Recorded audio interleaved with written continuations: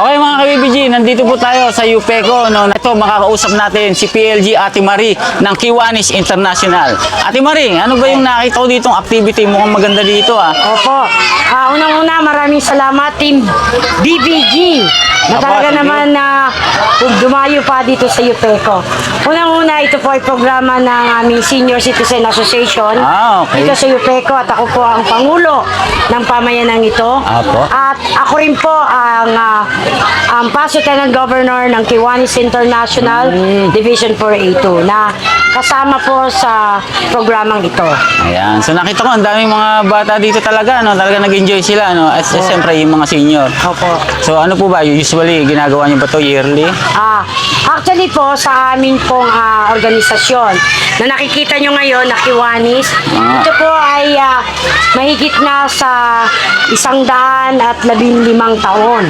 So kami po sa division namin, ako po bilang kasapi ay mahigit 9 na taon na po.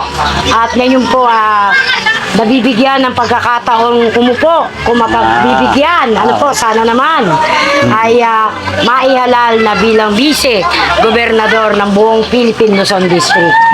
At ang aming pong misyon ay serving the children of the world. At ang aming pong vision is one child, one community at a time. Yun po yung pangunahing programa, kaya po maraming bata dito ngayon dahil ito po talaga ang aming siniservisyohan. At isa na nga ito sa aking Ayan, may bag pa nga. programa na Bag of Joy. Na dito, naniniwala ako na sa pangarap ng bawat kabataan, kailangan natin ilagay sa isang seguridad na lalagyan. Hindi pa kalat-kalat. Ganon din ang pangarap. Dapat iisa ang ating pangarap at ang mga kabataan, naniniwala ko ang pag-asa ng bawat komunidad. Kaya kami po sa Kiwanis, nagsimula ang amin pong misyon, serving the children of the world, at ang aming fellow Kiwanian is serving with joy. Ayan po. So, sana po hindi lang ito yung huli nating pagkikita po. Sure. Siyempre naman. At siyempre, yung ano natin, mga activity natin, masusundan pa yan. And abangan nyo pa yung mga susunod nilang mga activity. Nakita naman natin, meron silang mga pagkain dito, mga libreng bags, mga regalo, at may mga palaro pa. No? At siyempre, si Cap Eric Paredes. Yes, oo, kay Cap Eric din.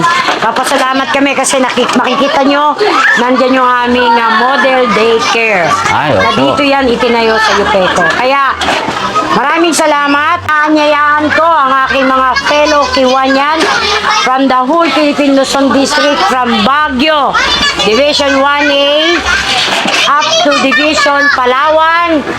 Tayo po ay makiisa, dumalo sa darating na September 3, 4, and 5 sa District Convention sa Calasiao, Pangasinan. Doon po maibabahagi natin ang ating samahan, camaraderie, fellowship, at doon ko po maaasahan ang inyong pagboto. Again, ito po si Past Lieutenant Governor Maripel, nagpapasalamat at umaasa sa inyong suporta. Maraming salamat po. Salamat po. God bless po, God bless. O, sa'yo na yun, nawakan mo. Uy! Thank you, thank you.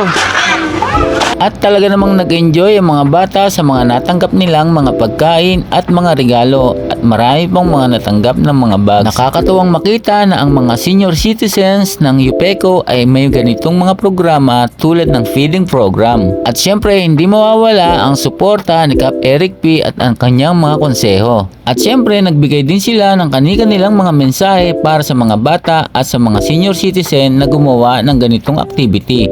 Si Cap naman ay nagbigay ng mensahe tungkol sa pag-aaral ng mga bata at siyempre ang kahalagahan ng kalusugan. At maya-maya pa ay isa-isa na nilang inabot ang mga regalong bags at mga pagkain.